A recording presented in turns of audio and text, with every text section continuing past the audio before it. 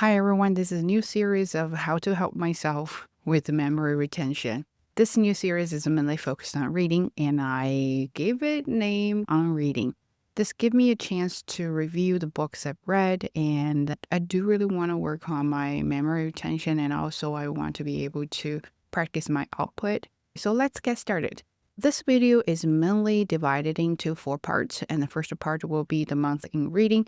I will talk about what kind of reading month was it, either pace, mood, tension, or fiction, nonfiction, or mixed, what types of book I'm reading. Also, I will talk about the books I've read specifically, and then I will talk about patterns and structures. And then in the end, I will talk about my plans into the next month. So let's get started with the first one. In January, I was quite amped up by the books. I started with the photograph by Brian Freeman. I very completed a random pick and then kept going with the same author and finished the Deep, Deep Snow. After that, I picked up an autobiography to give myself a little break from crime and thrillers. I ended up with the month with another thriller, of course, Verity. I really want to talk about that book. I was reading pretty fast at the beginning, then slowed down while reading The Deep, Deep Snow, and really got stuck when I moved on to the autobiography. Emotionally, I started off feeling quite excited and intrigued, and then got bored for a while, but it came back with the curiosity when I picked up Verity. So let's dive right in the book I have been reading. Let's talk about the very first book I read in January. I've talked about this in a previous video, photographed by Brian Freeman. It was a completely random pick, but I really enjoyed it, surprisingly. I do like the language and perspectives from this book. A male author really portrayed a female character reasonably, very well, very well. What I like about it, it's the perspective, first of all. A lot of novels nowadays, I don't know, it's like a trend or something. There are a lot of perspectives from character to character. It almost makes me feel like you can't tell a whole story without switching perspectives. So I really like it. It was very consistent. And the language wise, it's pretty easy to follow. You don't really have to pay much attention to any complex or difficult concept. This is what I really like. So I can mainly focus on the story itself. Another thing I like about this book is there's no romance. I don't know why. I'm anti-romance, and I feel like a lot of romantic scenes or stories or plots are very unnecessary in thrillers or crime. If you want to focus on the story, please focus on the story, not talking about the relationship you have with other person, which doesn't serve any purpose when it comes to telling a story. So I really like this book about that part. Another thing about this book I like is it's not too descriptive. I feel like every single word counts and matters. And when I read it, it has a reason to be there. And the last one is, of course, it's about the story. I like when stories happen in a small town. It's a very tight knitted community that things, just happen. It just gives me the chill. So I really like it. One moment that stayed with me, I would say it's the idea that silence can be both protection and danger. Because you want to protect someone, you choose to be silent.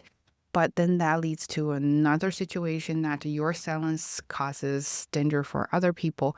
And then you either choose to save them or you decide to bury everything just because you don't want to hurt anybody, which ended up hurting more people. I find it very, very intriguing. Emotional aftertaste, I would say it's the decisions have consequences. The moment you made the decision, you never know what's coming after that, but you will have to be responsible for what's coming after that. And whether you're prepared, you're ready for it, or you have the ability to take such great responsibility, it's coming because the moment you make the decision. I find that very heavy, but also very inspiring because you do have to think twice about every decision you make. And that's why decision making is very important and also difficult, right? So this is the first book. Second book is The Deep, Deep Snow by the same author. I liked it just because I really liked the previous book I read. Unfortunately, this is not a book I really expected. It was a little bit too descriptive for me, and a lot of scenes or a lot of characters even say that I find it very unnecessary. I know there's a purpose there. They're trying to make the main character fuller, but again, do they really serve the purpose? After you repeat them so many times to the point, I felt like there must be something going on with those people, but then nothing happened to those people or nothing happened caused by those people. And I felt like that was such a waste of ink describing those people. I had a hard time reading it in the middle, so I kind of stopped for a while, pick up another book, and then found out that the other book was also very boring and came back and finished this book. One moment that stayed with me, it's hard to say you can't save someone if the person is not willing to save themselves.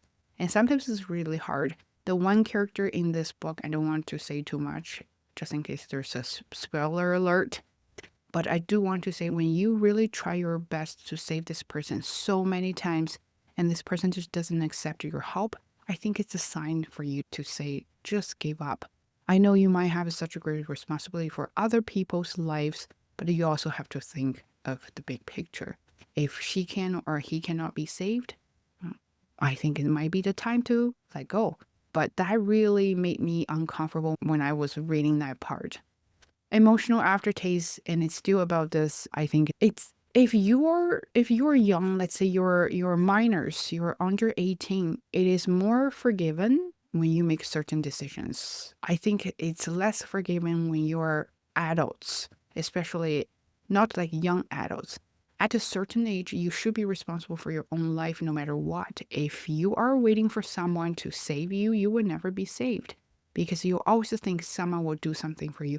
If you make mistakes, someone will clean up after you. But all in all, it's your responsibility to do that. And especially, like, say, in this character, she's 20. When I was reading it, I thought she was like 15, 16 at a teenage age, and which a lot of her behaviors are more reasonable, let's say that way. But then it turned out she was 20. I couldn't believe the things she did and the way she behaved. And she was only 20 and she was blaming everybody for her miserable life. I understand there are people like that, but I don't understand after so much the main character has done to help her and she still behaved like that and hated her. Well, then that's on you. And I didn't understand why the main character didn't just give up. So anyway, just my perspective. Next book is more of very random pick just because I want to take a break from the last book. I felt like when I have a bad pick, and I always want to take a break from it, and hopefully I can have something that will refresh my taste. Unfortunately, this is not a book, but I have this habit that if I pick it up, I need to finish it. So this book is autobiography by Jacinda Ardern, A Different Kind of Power. She was a former prime minister in New Zealand, and I've talked about this. It was such a painful reading journey. I can't believe it. I was trying so hard to skip a few pages, totally just a self-absorbed description about how amazing she is. And I still couldn't get to the end. And in the very beginning, I was kind of like, okay, that was not too bad. She kept saying that she was just an ordinary person. She didn't have much of like a dramatic childhood or something. I understand because a lot of people, when they write biographies, bibliographies, or memoirs, there are a lot of a traumatic childhood that had influence carried on into their adulthood. But I get it. What I don't like about the way she writes this book is she basically just saying that I saved the world. Uh, yeah. And then she kept saying she had imposter syndrome. The way she narrated it was not from someone with this imposter syndrome. There's a very odd and uncomfortable way of explaining herself. I think in the first few chapters, how many times she had mentioned she was in a such position with such a short time. And then once she became a minister, prime minister, and then she mentioned pretty much like at least 2 to 3 times when she was a prime minister per page. I was like, oh my, it's getting annoying. Anyway, so emotional aftertaste about this book, it would be totally a waste of time to really listen to someone talking about how hard life is when they can travel first class with their family.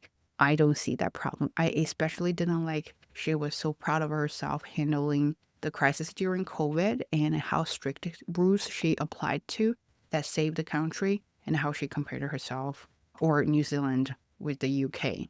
I'm like, do you know how big the UK is and how big the New Zealand is?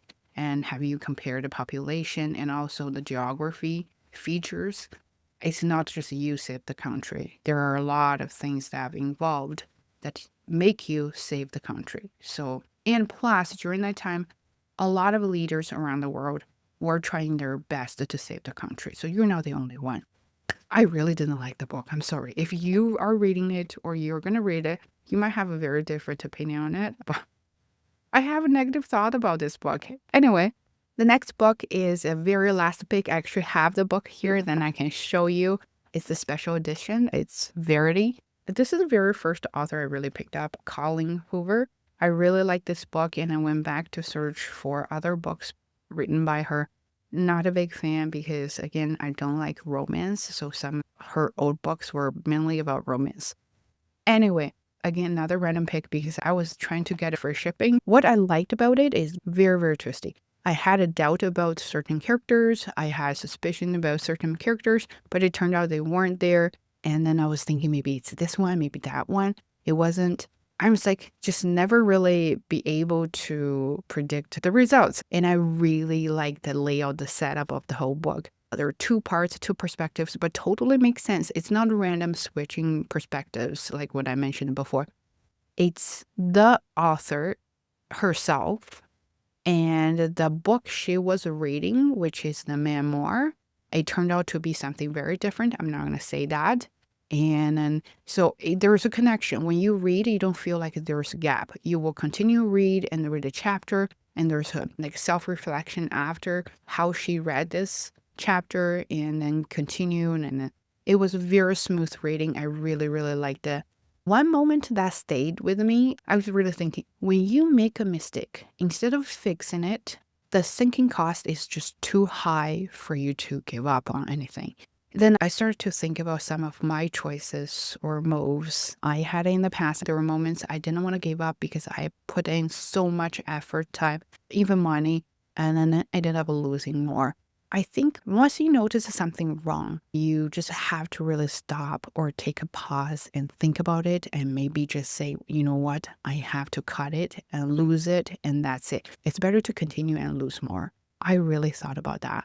An emotional aftertaste. This really gave me those disturbing feeling because the character, the name Verity, this woman, when she was talking about parenting, and then it has made me really think some people are just not meant to be a parent.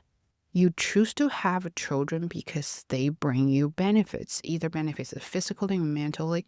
But when you are expecting benefits, that means that sometimes your needs won't be met. And when your needs are not met, you start to resent children. And I think that's why there are a lot of child abuse around the world, either physically or mentally or emotionally. And that actually made me think about the documentary that I was watching on Netflix. I forgot, but it was like an influencer, how she abused her children. Unbelievable. Anyway, so in this book, you knew she was either nice or not nice to the children, abuse or not abuse the children. But when I was watching the Netflix documentary, I was thinking that those people are famous, and then when they are exposed and everybody knows they did something wrong. But think about in the corner of the world, somewhere, and some children are being abused right now, but nobody knows, and nobody never finds out, and then I just feel very bad. So this has been a very disturbing book so far, and I am still thinking about it. So those are the 4 books I've read in January. Patterns and surprises, I would say, well, again, the same old, same old. 3 out of 4 are crime thrillers, no surprise. The autobiography was a little bit surprising, but it has motivated me to read more good autobiographies or memoirs or something like that, which I will talk about that later. And I want to explore a little bit different genres this time, not just thrillers and crimes, because then you will turn on autopilot mode and then just keep going. That will not really help you with anything at this moment. That's what I think. Unexpected reactions, I would say the second book from the same author, I was really hoping that was good, but it was just too much unnecessary descriptions, and especially some of the characters. I really got confused why they were there. but I did make notes about it. Reading struggles or shifts, I would say reading struggles. I really had a hard time understanding politics in New Zealand because I'm never a very political guy. Plus, while different countries have a very different structures of politics, I had a hard time understanding that. And also, I had a hard time reading a book that was full of, I say, the world. I just cannot. I am hoping to read and learn, not to just read and learn how awesome this person is because she claimed so. So I felt like I didn't really learn much from this book. Could be because I wasn't really patient to really dive in. It just really doesn't have much for me to explore and learn. So anyway, and those are what I thought about January reading, and then continue in the future. I do think, well, fictions, of course, are what I'm into. I want to continue with the fictions because they help with my reading speed so I can keep the same speed. So I don't have to drop my reading speed, and I really enjoy feeling capable of reading fast. But also, I want to pick up more nonfictions because nonfictions help with the ability to think and reflect. I want to be able to keep my mind sharp. And how do I do that? Read something a little bit more difficult and a little bit more conceptual. A question that remains, I would say, would people really lie? Would people really lie to save themselves, even though it means to sacrifice other people's lives? I don't know. That was something after I read all the books, I was really thinking. And another question that was totally relevant is I started to pay attention to my reading habits. Subvocalization, like inner voice. When you read, does your mind also read with you? I speak pretty fast, so when I silently read the book, it's fast enough for me to keep up the speed, but sometimes it feels like it's still slowing me down. So I want to get rid of the habit, and I start to think about whether that because because English is my second language or it's just reading habit. Then I ask a few friends around me. They're all native speakers. Some says I've never really realized that, and there's no sound in my mind when I read, and then they can't really imagine how that happens. And it's, oh, maybe that's because their English is their first language. Then I asked another friend, I said, do you actually have a voice in your mind when you read? And she said, yes, I do. Do you? I said, yeah. Then I explained to her why I had this odd question, and then she thought that was funny. By then, I guess it was not because English is either your first language or second language. It's just purely different reading habits. I don't think it's a bad thing, but I do think if you can kind of cut it a little bit, and you would definitely speed up a little bit more. So that's one question or two questions that I remember. What I'm drawn to next, well, I would say mainly nonfictions. I have three books on the go. I don't want to say that I'm that kind of type reader, but I am currently reading The Right Call by Sally Jackson. This book is also a last minute add-on for free shipping. It's about this how sports teach us about a work and life. I've only been a chapter into it. I already like it very much. A lot of examples or stories are, obviously you can skip them, but still understand the main idea of it. But you do learn a lot of things, or some things you know, but you don't really reflect on it. And then this book tells you this is why and this is how. It kind of feels very inspiring and also refreshing, I would say, from a very different perspective.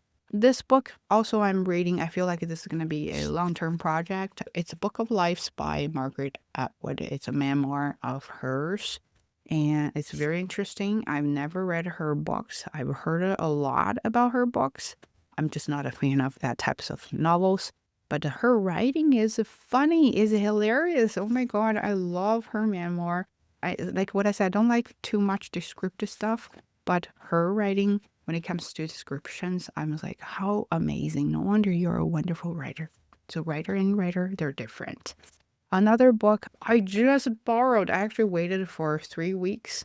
It's called Empire of AI. I've been waiting for it. It's something about technology because the book I read a long time ago, The World I See. I just want to know things about technology, AI, those kind of things to try to be different.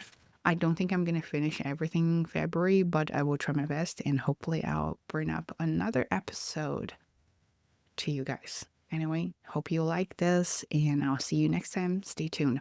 Oh, sorry, one more thing. I will share my reading notes with you, but it does have some spoilers. So before you read it, just be careful if you don't want to know what's going on in the book. Anyway, stay tuned. Bye.